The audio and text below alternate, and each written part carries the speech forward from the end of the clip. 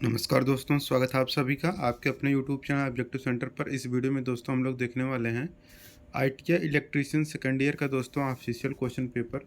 ये जो exam conduct हुआ है दोस्तों 27 अगस्त 2024 का दोस्तों ऑफिशियल क्वेश्चन पेपर है। तो जो भी छात्र इस बार आईटीआई सेकेंड ईयर का सीबीटी एग्ज़ाम देने जा रहे हैं उनके लिए वीडियो काफ़ी हेल्पफुल होगा, क्योंकि दोस्तों पिछले साल से काफ़ी ज़्यादा क्वेश्चन रिपीटेड होते हैं। जो लोग पेपर दिए होंगे फर्स्ट ईयर का उनको पता ही होगा कि जो मैंने बताया था सेम वैसे ही क्वेश्चन पूछे गए थे। तो ये सेकंड ईयर का है, आप लोग इसको अच्छे से देखिए। तो देखिए, सबसे पहले मैं बता दूं कि यहाँ पर ट्रेड थ्योरी का आपको 38 क्वेश्चन देखने को मिलेगा।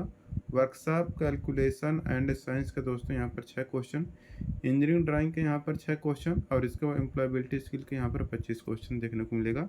टोटल 75 क्वेश्चन इस तरह से कंप्लीट हो जाएगा। इलेक्ट्रीशियन ट्रेड सेकेंड ईयर का दोस्तों 27 अगस्त का ऑफिशियल पेपर। इसमें ट्रेड थ्योरी का सबसे पहले क्वेश्चन देखिए क्या कह रहा है। कह रहा है कि वाइंडिंग में प्रयुक्त इंसुलेटिंग सामग्री के इंसुलेशन गुण को बढ़ाने के लिए किसका उपयोग किया जाता है। तो देखिए, वाइंडिंग में प्रयुक्त इंसुलेटिंग सामग्री के इंसुलेशन गुण को बढ़ाने के लिए जो उपयोग किया जाता है वह रहता है आपका दोस्तों वार्निश। तो वार्निश यहाँ पर आपका करेक्ट आंसर हो जाएगा।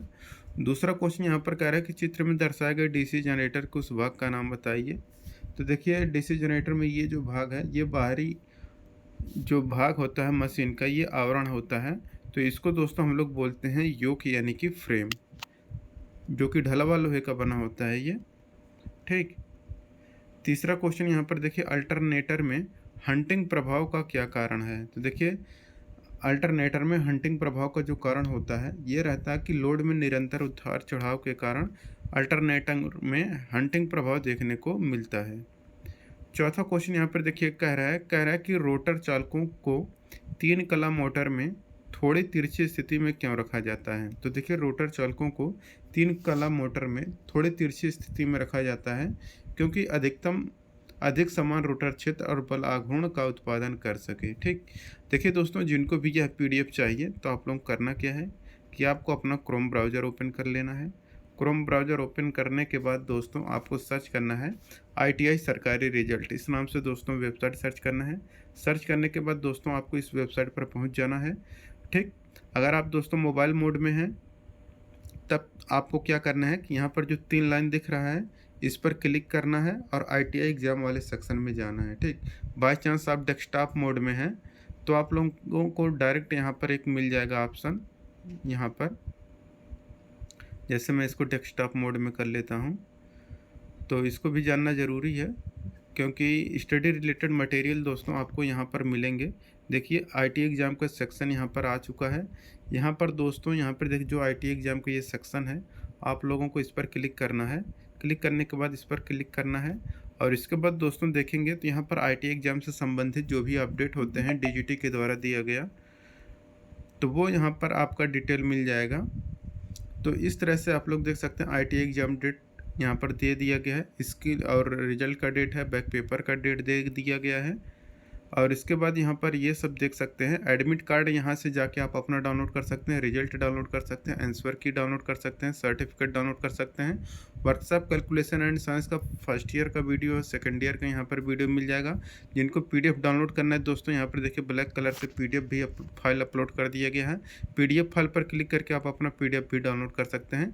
इलेक्ट्रीशियन ट्रेड का यहाँ पर देखिए दोस्तों, यहाँ पर डाल दिया गया है पीडीएफ ट्रेड थ्योरी का निम्मी का official question paper question bank. तो यहाँ से जाके आप अपना डाउनलोड कर सकते हैं। ठीक।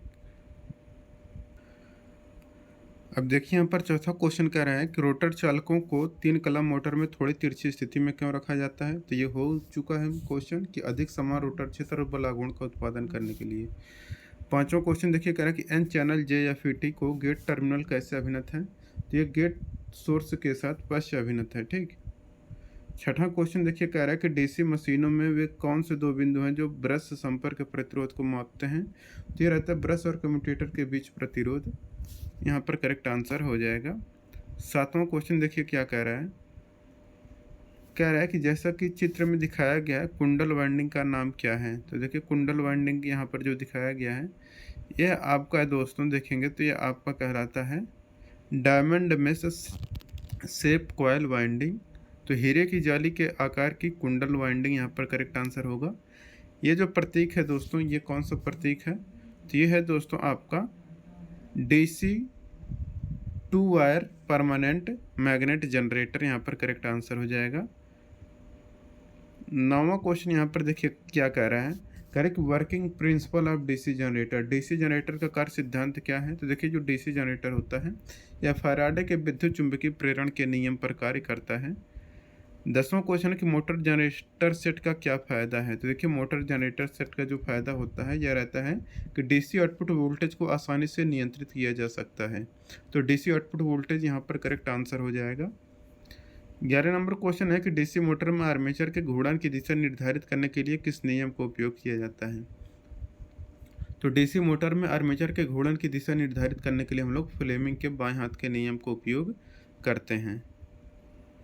12 नंबर क्वेश्चन देखिए क्या कह रहा है, कह रहा है कि वार्निश से पहले रिवाइंडेड एसी मोटर के लिए प्री हीटिंग क्यों आवश्यक है।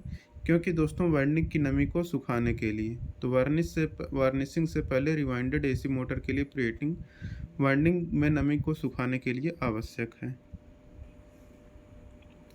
13 नंबर क्वेश्चन करें कि हार्ड डिस्क ड्राइव के लिए किस प्रकार की सिंगल फेज मोटर का उपयोग किया जाता है। तो देखिए हार्ड डिस्क ड्राइव के लिए जो सिंगल फेज मोटर का उपयोग किया जाता है वह स्टेपर मोटर होता है। तो स्टेपर मोटर यहाँ पर करेक्ट आंसर हो जाएगा। रोटेशन की दिशा बदलने के लिए एसी ड्राइव के बीओपी में कुंजी बटन का सही अनुक्रम ऑपरेशन क्या है। तो ये रहता है कि प्रेस ऑन, फिर ऑफ, फिर आरएबी, फिर ऑन। 15 नंबर क्वेश्चन देखिए कह रहा है कि 3 कला मोटर में वाइंडिंग के बीच कला विस्थापन क्या है। तो देखिए 3 कला मोटर वाइंडिंग के बीच जो कला विस्थापन है यह 120 डिग्री होता है। तो 120 डिग्री यहाँ पर आपका करेक्ट आंसर हो जाएगा, 120 डिग्री। 16 नंबर का क्वेश्चन कह रहा है कि अनुक्रमिक नियंत्रण प्रणालियों में परिचालन को कौन सा उपकरण नियंत्रित करता है। तो देखिए अनुक्रमिक नियंत्रण प्रणालियों में परिचालन को जो उपकरण नियंत्रित करता है वह रहता है आपका टाइमर। तो टाइमर करेक्ट आंसर हो जाएगा। 17 नंबर क्वेश्चन है कि भूमिगत केबल की तुलना में ओवरहेड लाइनों का क्या फ़ायदा है। तो देखिए भूमिगत केबल की तुलना में ओवरहेड लाइनों का जो फ़ायदा होता है यह रहता है कि दोष आसानी से पता लगाया जा सकता है। तो faults can be located easily, यहाँ पर करेक्ट आंसर हो जाएगा। अगला क्वेश्चन है कि एक डिस्चार्ज सेल के आंतरिक प्रतिरोध में क्या प्रभाव होता है। तो देखिए एक डिस्चार्ज सेल के आंतरिक प्रतिरोध में जो प्रभाव होता है वह इंक्रीज यानी कि अधिक होता है।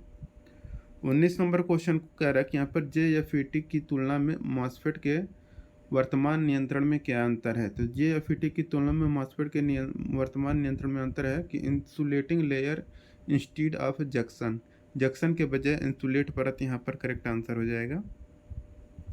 20 नंबर क्वेश्चन देखिए कह रहा है कि ड्राइव सिस्टम में किस प्रकार की संवेदन इकाई कार्यरत है। तो देखिए ड्राइव सिस्टम में जिस प्रकार की संवेदन इकाई कार्यरत है वह आपका है स्पीड सेंसिंग, गति संवेदन, यहाँ पर करेक्ट आंसर हो जाएगा। 21 नंबर क्वेश्चन कह रहा है कि सर्किट ब्रेकर के संचालन में रिले का क्या कार्य है। तो देखिए सर्किट ब्रेकर में संचालन में रिले का जो कार्य होता है वो रहता है असामान्य स्थिति को भांपकर ट्रिप कमांड भेजता है। 22 नंबर क्वेश्चन है कि एम्पलीफायर सर्किट में नकारात्मक फीडबैक की आवश्यकता क्या है। तो देखिए एम्पलीफायर सर्किट में नकारात्मक फीडबैक की जो आवश्यकता होती है वो रहता है विकृति को कम करने के लिए, यहाँ पर करेक्ट आंसर हो जाएगा। 23 नंबर क्वेश्चन कह रहे हैं यहाँ पर कि यदि लोड बढ़ जाता है तो अल्टरनेटर के टर्मिनल वोल्टेज को कम करने का क्या कारण है। तो ये रहता है आर्मेचर रेजिस्टेंस। तो यदि लोड बढ़ जाता है तो आर्मेचर के टर्मिनल वोल्टेज को कम करने का जो कारण है वो है आपका आर्मेचर प्रतिरोध। 24 नंबर क्वेश्चन कह रहा है कि कहाँ डीसी मिश्रित मोटरों को प्राथमिकता दी जाती है। तो देखिए डीसी मोटर जो होता है constant speed under varying load requirement, जहाँ पर अलग अलग लोड आवश्यकताओं के अनुसार गति नियत करनी हो वहाँ पर हम लोग डीसी मिश्रित मोटरों को प्राथमिकता देते हैं। 25 नंबर क्वेश्चन है चित्र में दर्शाए गए सिंगल फेज मोटर का नाम बताना है। तो ये दोस्तों जो आपको सिंगल फेज मोटर दिखाया गया है यह आपका कहलाता है परमानेंट कैपेसिटर मोटर, यहाँ पर करेक्ट आंसर हो जाएगा। 26 नंबर क्वेश्चन कह रहा है कि कंडक्टर और इंसुलेटर के रूप में एक सामग्री तय करने के लिए मापदंड क्या है। तो रहता है कि परमाणु के संयोजकता इलेक्ट्रॉनों का अस्तित्व, यहाँ पर करेक्ट आंसर हो जाएगा। 27 नंबर क्वेश्चन अल्टरनेटर के भाग का नाम क्या है। तो ये जो अल्टरनेटर का भाग दिखाया गया है दोस्तों यह सैलिएंट पोल रोटर है। तो मुख्य ध्रुव रोटर, यहाँ पर करेक्ट आंसर हो जाएगा। तो सैलिएंट पोल रोटर, यहाँ पर salient pole rotor correct answer. 28 number question है कि 3 phase slip ring induction motor को शुरू करने और चलाने के लिए किस प्रकार के स्टार्टर का उपयोग किया जाता है?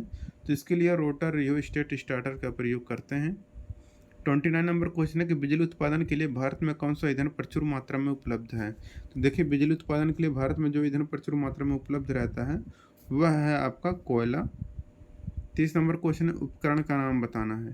तो ये जो उपकरण है दोस्तों, यह आपका कहलाता है एक्सटर्नल ग्राउलर। तो एक्सटर्नल बाहरी ग्राउलर यहाँ पर करेक्ट आंसर हो जाएगा।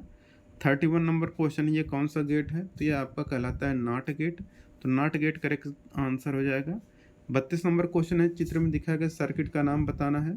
तो ये जो सर्किट आपको दिख रहा है दोस्तों, ये आपका सर्किट कहलाता है speed control of universal motor. Universal motor का गति नियंत्रण यहाँ पर करेक्ट आंसर हो जाएगा। 33 नंबर क्वेश्चन है, किस प्रकार के वाइंडिंग तार को सबमर्सिबल पंप मोटर को वाइंडिंग करने के लिए उपयोग किया जाता है? तो ये रहता है पीवीसी कवर्ड टाइप। तो पीवीसी कवर प्रकार का यहाँ पर करेक्ट आंसर हो जाएगा। तो पीवीसी कवर्ड टाइप प्रकार के वाइंडिंग तार को हम लोग सबमर्सिबल पंप मोटर को वाइंडिंग करने के लिए यूज करते हैं। 3 फेज जो इंडक्शन मोटर होता है उसको नो लोड परीक्षण द्वारा कौन सी हानि निर्धारित की जाती है? तो नो लोड परीक्षण से हम लोग आयरन लॉस को निर्धारित करते हैं। 35 नंबर क्वेश्चन है कि जो 3 फेज प्रेरण मोटर होता है इसकी गति को तुल्यकालिक गति कब कहते हैं? तो रोटेटिंग मैग्नेटिक फील्ड स्पीड, चुंबकीय क्षेत्र की गति को घुमाते हुए। यहाँ पर करेक्ट आंसर हो जाएगा। 36 नंबर क्वेश्चन है, कौन सा रिले बिजली कट जाने के बाद भी अपने संपर्कों को उसी स्थिति में रखता है? तो ये रहता है आपका लैचिंग रिले। तो लैचिंग रिले यहाँ पर करेक्ट आंसर हो जाएगा। और यहाँ पर 37 नंबर का क्वेश्चन कह रहा है कि निरंतर आउटपुट वोल्टेज का उत्पादन करने के लिए एक स्वचालित वोल्टेज स्टेबलाइजर में किस इलेक्ट्रॉनिक सर्किट का उपयोग करते हैं? तो इसके लिए जीनर डायोड और ट्रांजिस्टर सर्किट का उपयोग करते हैं। तो Zener diode and transistor circuit यहाँ पर करेक्ट आंसर हो जाएगा। अब देखिए यहाँ पर 38 नंबर क्वेश्चन कह रहा है, चित्र में दिखाया गया जो संपर्ककर्ता के भाग का नाम बताइए। तो ये दोस्तों जो है कॉन्टैक्टर, इसको हम लोग प्रोटेक्टिव हाउसिंग बोलते हैं। तो प्रोटेक्टिव हाउसिंग करेक्ट आंसर हो जाएगा। अब देखिए वर्कशॉप कैलकुलेशन एंड साइंस का दोस्तों यहाँ पर 6 क्वेश्चन आपको देखने को मिलेगा। पहला क्वेश्चन यहाँ पर कह रहा है कि साधारण ब्याज में प्रिंसिपल को हम लोग कैसे व्यक्त करते हैं? तो प्रिंसिपल को हम लोग पी से व्यक्त करते हैं। दूसरा क्वेश्चन है कि ए प्लस बी का होल स्क्वायर बराबर क्या होता है? तो A square plus B square plus 2ab होता है। ऑप्शन नंबर बी करेक्ट होगा। तीसरा क्वेश्चन है कि लंबाई में परिवर्तन को दोस्तों हम लोग dl या डेल्टा एल से दर्शाते हैं। अब देखिए ए का पावर m बटे ए का पावर n। देखिए ए का पावर अगर m है और ए का बटे ए का पावर n है, तो इसको जब ऊपर लेके जाएंगे तो ए घात माइनस हो जाता है, तो ए का पावर m माइनस n हो जाएगा। ऑप्शन नंबर यहाँ पर बी करेक्ट हो जाएगा। पांचवा क्वेश्चन, ए माइनस बी का होल स्क्वायर का फार्मूला क्या है? तो A square plus B square minus 2ab। छठा क्वेश्चन है, साधारण ब्याज में साल को कैसे निर्धारित करते हैं? तो स्मॉल n से। अब इंजीनियरिंग ड्राइंग का 6 क्वेश्चन देखने को मिलेगा। प्रोटेक्टिव डिवाइस कौन सी है? तो जो फ्यूज होता है यह आपका प्रोटेक्टिव डिवाइस होता है। तो यहाँ पर फ्यूज करेक्ट आंसर हो जाएगा। दूसरा क्वेश्चन है, सिंगल पोल MCB कौन सा है? तो देखिए सिंगल पोल की बात किया है, तो सिंगल पोल MCB यहाँ पर दोस्तों दिया गया है, आप लोग देख सकते हैं। ये आपका है सिंगल पोल MCB। तीसरा है गेट का नाम क्या है? तो ये जो गेट दिखाया गया है दोस्तों, यह गेट कहलाता है एंड गेट। तो एंड गेट यहाँ पर करेक्ट आंसर हो जाएगा। चौथा है कि इलेक्ट्रिक और इलेक्ट्रॉनिक सर्किट में माइक्रोफोन का प्रतीक क्या है? तो दोस्तों ये जो है आपका माइक्रोफोन का प्रतीक है, ये वाला जो आपको दिख रहा है, तो ये माइक्रोफोन का प्रतीक हो गया। 250 वोल्ट से कम वोल्टता वाला क्या कहलाता है? तो 250 वोल्टेज से कम वोल्टता जो होता है उसको हम लोग लो टेंशन वोल्टेज कहते हैं। छठा क्वेश्चन, AC एमीटर कौन सा है? तो AC एमीटर दोस्तों देख सकते हैं एमीटर है और इस तरह से लग गया है, तो ये AC है। अगर ये प्लेन रहता तो DC हो जाता। एम्प्लॉयबिलिटी स्किल का दोस्तों अब यहाँ पर क्वेश्चन देखने को मिलेगा। देखिए यहाँ पर पहला क्वेश्चन कह रहा है कि मूल रूप से समान प्रकृति के कार्य को करने के लिए नया कौशल सीखना क्या कहलाता है? तो यह कहलाता है आपका अप स्किलिंग। तो up skilling option number A यहाँ पर करेक्ट हो जाएगा। दूसरा क्वेश्चन कह रहा है कि user skill India digital platform तक कैसे पहुंच सकते हैं? तो on computer, tablet and phone के द्वारा यहाँ पर पहुंच सकते हैं। तीसरा क्वेश्चन है कि निम्न में से कौन सा ग्रीन प्रैक्टिस है? तो देखिए ग्रीन प्रैक्टिस से आपका जहाँ भी संभव हो पौधे उगाना चाहिए। चौथा क्वेश्चन है किसी पोटेंशियल इन्वेस्टर के सामने अपनी बिजनेस प्लान प्रस्तुत करते समय आपको किसके बारे में स्पष्ट होना चाहिए? तो ये रहता है आपका investment, expected customer, potential earning. यहाँ पर करेक्ट आंसर हो जाएगा। पांचवा क्वेश्चन देखिए, कह रहा है कि गूगल पर नई जानकारी खोजते समय सही शब्दों का उपयोग करना क्यों महत्वपूर्ण है? तो क्योंकि उस सही और उपयोगी जानकारी पाने के लिए, अन्यथा आप गलत टाइप करेंगे तो गलत चीज़ ओपन होकर आ जाएगा। छठा क्वेश्चन देखिए, कह रहा है कि फिटर के पद के लिए आवेदन करते समय निम्न में से कौन सा ईमेल व्यक्ति विषय पंक्ति सबसे उपयुक्त होगी? तो फिटर पद के आवेदन के लिए आपका नाम यहाँ पर करेक्ट आंसर हो जाएगा। सातवां क्वेश्चन देखिए, कर यदि आप किसी समस्या का सामना करते हैं तो निम्न में से एंटरप्रेन्योरियल उद्यमशीलता माइंडसेट का कौन सा लक्षण सबसे अधिक सहायक होगा? तो वो रहता है कि समस्या के समाधान हेतु कार्रवाई करना, तो taking action to solve the problem यहाँ पर करेक्ट आंसर हो जाएगा।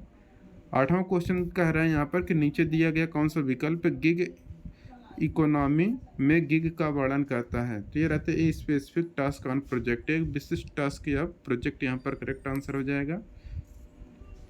नौवां क्वेश्चन है कि एक व्यक्ति अपशिष्ट पदार्थों को पुनः उपयोग करने के लिए हमेशा नए तरीके आजमाता रहता है, जिसको क्या कहते हैं? तो आइडिया पर्सन कहते हैं। तो आइडिया पर्सन यहाँ पर करेक्ट आंसर कहेंगे। 10 नंबर क्वेश्चन है कि स्किल इंडिया डिजिटल क्या है? तो स्किल इंडिया डिजिटल यह एक प्लेटफॉर्म है जो कि सीखने और करियर संसाधन के लिए एक मंच है। 11 नंबर क्वेश्चन है कि कंपनियों को नौकरियों के लिए लोगों को चयन करने के लिए सबसे महत्वपूर्ण डॉक्यूमेंट कौन सा होता है? तो वो आपका रिज्यूम होता है। तो योर रिज्यूम आपका करेक्ट आंसर हो जाएगा। 12 नंबर क्वेश्चन कह रहा है यहाँ पर कि इंटरनेट पर की गई एक गैर कानूनी गतिविधि को हम लोग क्या कहते हैं? तो उसको हम लोग साइबर क्राइम कहते हैं। 13 नंबर क्वेश्चन यहाँ पर देखिए, कह रहा है कि वर्क प्लेस पर इनफॉर्मल कम्युनिकेशन के क्या लाभ हैं? तो वर्क प्लेस पर इनफॉर्मल कम्युनिकेशन का लाभ है कि लोगों को एक साथ मिलकर बेहतर ढंग से काम करने में मदद मिलती है। 14 नंबर का क्वेश्चन यहाँ पर कह रहा है कि उपयुक्त वर्णनात्मक शब्दों को पूरा करना है। तो role model dead people to follow them, तो role model inspire people to follow them, यहाँ पर करेक्ट आंसर हो जाएगा। 15 नंबर क्वेश्चन है कि किस तरह के व्यक्ति बहुत अच्छे व्यवहार, उपलब्धियों और नेतृत्व के उदाहरण होते हैं? तो ये रहता है आपका रोल मॉडल। तो रोल मॉडल करेक्ट आंसर हो जाएगा। 16 नंबर का क्वेश्चन देखिए क्या कह रहा है, कह रहा है कि यदि किसी फैक्ट्री मैनेजर को डिलीवरी के लिए बड़ा ऑर्डर मिलता है लेकिन श्रमिकों की कमी है, तो उस स्थिति में मैनेजर को क्या करना चाहिए? तो कर्मचारियों से अतिरिक्त घंटे काम करने का अनुरोध करना चाहिए। ठीक, जब किसी को छोटे बिजनेस के लिए धन की आवश्यकता होती है तो उन्हें एक उपयुक्त इन्वेस्टर खोजने के लिए क्या करना चाहिए? तो उपयुक्त इन्वेस्टर से मिलने के लिए नेटवर्किंग इवेंट में भाग लेना चाहिए। ठीक, 18 नंबर क्वेश्चन कह रहा है कि इनफॉर्मल कम्युनिकेशन क्या है? तो ऑफिशियल वर्क अरेंजमेंट से बाहर कैजुअल कंजर्वेशन को ही हम लोग इनफॉर्मल कम्युनिकेशन कहते हैं। 22 नंबर क्वेश्चन है कि कौशल जैसे प्रतिबद्धता, विश्वसनीयता, अनुकूलन क्षमता और लचीलापन है। तो ये रहता है आपका सेल्फ मैनेजमेंट। ठीक, 20 नंबर क्वेश्चन है कि किसी स्थान की परिस्थितियाँ जो किसी व्यक्ति या वस्तु के व्यवहार और विकास को प्रभावित करती हैं उसको हम लोग क्या कहते हैं? तो किसी स्थान की परिस्थितियाँ जो किसी व्यक्ति या वस्तु के व्यवहार और विकास को प्रभावित करती हैं उसको हम लोग पर्यावरण कहते हैं। 21 नंबर क्वेश्चन है, इंटरव्यू के दौरान किन चीज़ों से बचना चाहिए? तो कहीं और देखें और उत्तर दें। तो look somewhere and answer correct answer हो जाएगा। 22 नंबर क्वेश्चन कह रहा है कि किसी प्रोजेक्ट कार्य के लिए आपने इंटरनेट से कुछ इन्फॉर्मेशन कलेक्ट की है और उसे क्रमबद्ध किया है, इसे अपनी टीम के साथ शेयर करने का सबसे अच्छा तरीका क्या है? तो यह है कि केवल मेन पॉइंट को स्पष्ट रूप से शेयर करना चाहिए, ताकि संभव हो सरल वर्ड और पिक्चर का उपयोग करना चाहिए। 23 नंबर क्वेश्चन है कि बायोडाटा तैयार करने के बाद अगला महत्वपूर्ण कदम क्या होता है? तो एक प्रभावशाली कवर लेटर लिखना, writing an impressive cover letter, यहाँ पर करेक्ट आंसर हो जाएगा। 24 नंबर क्वेश्चन है, आप जो सीखते हैं उस पर विचार करना क्यों अच्छा है? क्योंकि इससे याद रखने और बेहतर समझने में मदद मिलता है। 25 नंबर क्वेश्चन है कि कर्मचारियों के लिए भविष्य का महत्वपूर्ण कार्यस्थल कौशल क्या है? तो यह नेटवर्किंग और संबंध निर्माण करना, यहाँ पर करेक्ट आंसर हो जाएगा। तो ये दोस्तों यहाँ पर ये पूरा कंप्लीट होता है। ठीक, तो जो भी छात्र हैं दोस्तों अभी तक दोस्तों आईटीआई सरकारी रिजल्ट वेबसाइट को विजिट नहीं किए हैं, तो आप लोग आईटीआई सरकारी रिजल्ट वेबसाइट को विजिट करें और आईटीआई एग्जाम वाले सेक्शन में जाके आप अपना एडमिट कार्ड, रिजल्ट, आंसर की पीडीएफ रिलेटेड सारी की सारी चीज़ें यहाँ से प्राप्त कर सकते हैं। ठीक, मिलेंगे नेक्स्ट वीडियो में। Thank you.